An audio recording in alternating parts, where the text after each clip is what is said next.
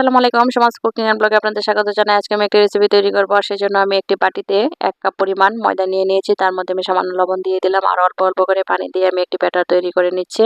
এখানে আমি নরমাল ঠান্ডা পানি দিয়ে ব্যাটারটা তৈরি করে নিচ্ছি। এটা ইচ্ছা করলে আপনারা হাত দিয়েও কিন্তু ব্যাটারটা তৈরি করে নিতে পারবেন। তো ব্যাটারটা খুব মসৃণভাবে তৈরি করা হয়ে গেল।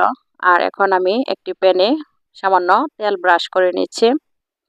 আর তার মধ্যে আমি সেই ব্যাটার এর 1 চামচের থেকে একটু বেশি দিয়ে দিলাম। দিয়ে আমি একটা রুটির মতন তৈরি করে নিয়েছি। এটাকে আমি পরোটা বানিয়ে নিব।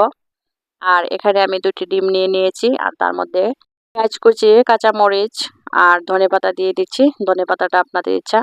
আর সামান্য লবণ দিয়ে দিলাম। দিয়ে আমি একসাথে মিক্সড করে নিচ্ছি। প্যানের মধ্যে যে রুটি দিয়েছি সেটার উপরে আমি দিয়ে দিলাম ডিম। দিয়ে আমি অল্প কিছুক্ষণ অপেক্ষা করব। আমি একটু ছড়িয়ে দিয়েছি আর কিছু তেল দিয়ে দিলাম পরোটার জন্য। আমি এখন উল্টিয়ে দিয়েছি। তারপর আর কিছু তেল দিয়ে দিলাম। দিয়ে আমি একটু নেড়েচেড়ে দিচ্ছি। চুলার আগুনটা কিন্তু লো হিটে করে রেখেছি, না হলে কিন্তু আবার পুড়ে যাবে। আমি ওলটপালট করে কিন্তু আবার তুলে নিব। খুবই অল্প সময়ে কিন্তু ওই নাস্তাটা তৈরি করা হয়ে যায়।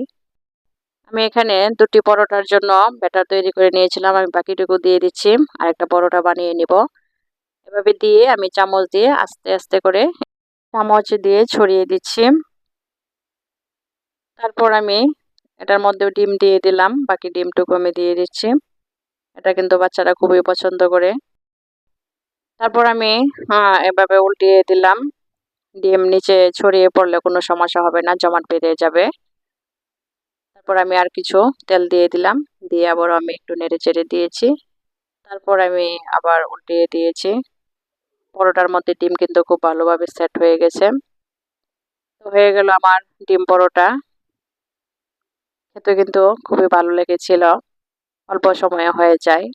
তো বাচ্চাদের টিফিনে দেওয়া যায়, তারপর সকাল বিকালে নাস্তায় দেওয়া যায়। তাছাড়া মুরব্বি যদি থাকে তারাও কিন্তু এটা খুব পছন্দ করে। খুবই সাধারণভাবে অল্প সময়ে ঝটপট কিন্তু তৈরি হয়ে যায়। তো আমার রেসিপিটি কেমন লেগেছে সবাই আমাকে কমেন্টস করে জানাবেন। আর আমার পেজটি ফলো দিয়ে থাকবেন আর আমার চ্যানেলটি সাবস্ক্রাইব করে দিবেন। তো সবাই ভালো থাকবেন, সুস্থ থাকবেন, নিরাপদে থাকবেন। আল্লাহ হাফেজ।